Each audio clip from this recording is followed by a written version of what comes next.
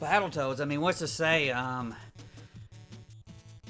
In the grand scale of the NES games, like the hardest of NES games, this one's up there. I mean, I would put it around Ninja Gaiden, Ghosts and Goblins. I would personally, for me, it was harder than both of them. And it's just legendary difficult. It's legendary bullshit. And I came through it in my, my NES gaming career after I'd beaten a lot of other games, and I was dreading this, and aptly so because it's cruel. The thing that makes it so cruel is you get like, I don't know, is it 11 or 14 levels? Each one has like their own kind of mechanics and radically different feel, and you don't know what you're doing when you get to these levels after you've just gruelingly beat 12 levels. Oh, here's level 13. Here's Kling Winger, and when you're on a damn unicycle, wait, you're dead. What the hell is even going on? I don't know. Game over. Start from the beginning and figure it out. And while it has great graphics and great music, it's so cruel. It's so hard. I think they were designing and were they not designing this game to have unlimited continues?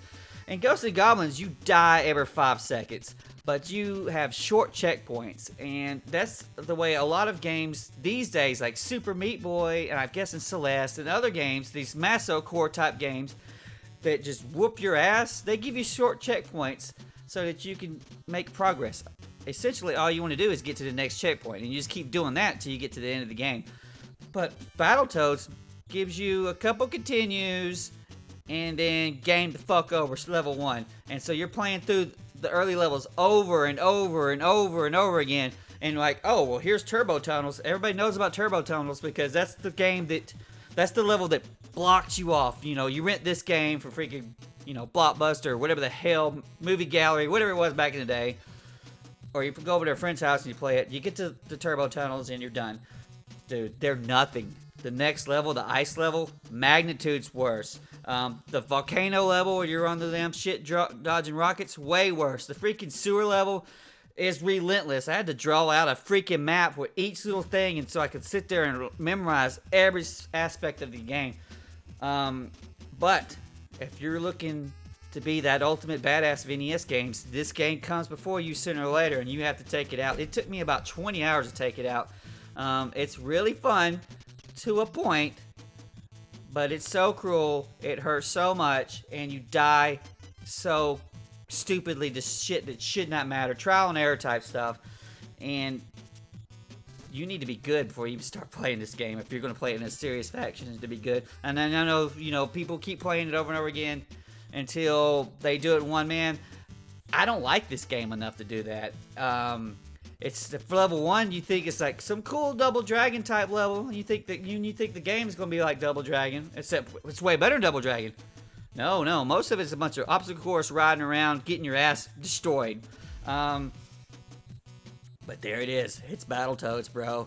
And so Kitty, it's gonna give it the paw up because she loves that that victory and that absolute victory when we finally beat the Dark Queen or whatever the hell her name was, after she had trolled us and at a game over screen over and over again.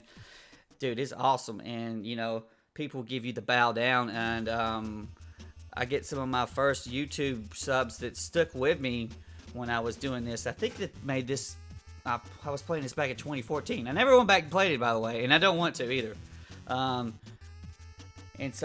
Brian also gives it the paw up because, dude, it's absolutely a relentless challenge, and it is to test the shit to see what you got. And other than the difficulty, if you're out to prove yourself or just get killed and, hand your controller off to your friend, he gets murdered in turbo tunnels, that's all great. Even this then, it's worth your time. And I don't know if this is a very expensive game to actually get the physical copy of.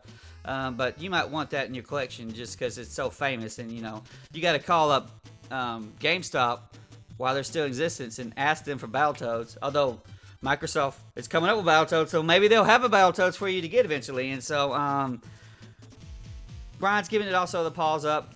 The difficulty is absolute. Do I recommend you play it? No, not me, not personally.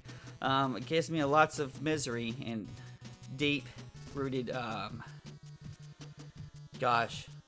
some eldritch freaking, Lovecraftian terror just looking at this screen right here. But, yeah, but that's Battletoads, man. attest to the shit.